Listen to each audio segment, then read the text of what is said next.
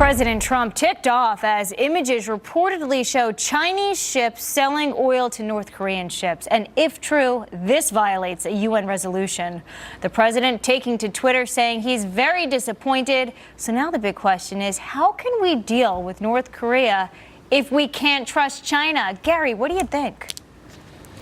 You know, I have to tell you, China's sitting right there west of North Korea. Japan is east. South Korea is just south. One would think in their best interest that they'd put the screws to North Korea. They are about 80% of the economy, so it is very weird to see they're acting against themselves. I don't know what to do at this point. I would think we'd have some leverage because they have leverage, but it seems to me they don't.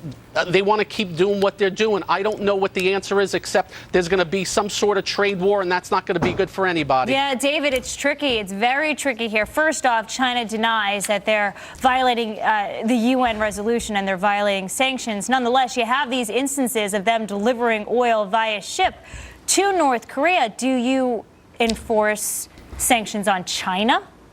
I doubt it, but first I would say is rather than tweeting and condemning China as the president has done based on one news report, he might want to rely on his intelligence agencies and our intelligence apparatus to verify if you're going to go ahead and continue trusting China. Secondly, you know, look, we're reminded that the president's doctrine of America first, he used that to encourage other countries to do the same. China first, for instance. So I think we might have a situation here where his doctrine may run in conflict to the goals he's seeking to achieve, which is unity of countries in the sanctions against North Korea.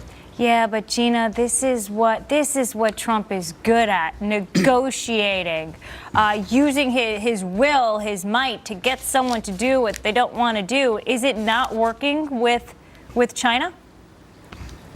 Oh, I think the president knows exactly what he's doing. We know that he's always playing chess while the rest of the world is playing checkers, and his America First policy is only catching up with the rest of the world, whose presidents have always put their countries first. It's only our last president that put us in the position of leading from behind. So I think he knows the psychology behind the bluffs and the defaults and the deceptions, and I think that nobody's going to blame him when he takes action after we've seen these sorts of consistent violations of our agreements with countries like China. So we'll see what he does, but I guarantee he's on it. To Gina's point, Tracy, I mean, this North Korea problem, this getting China to do something problem, has been ignored for years by multiple administrations. Yeah.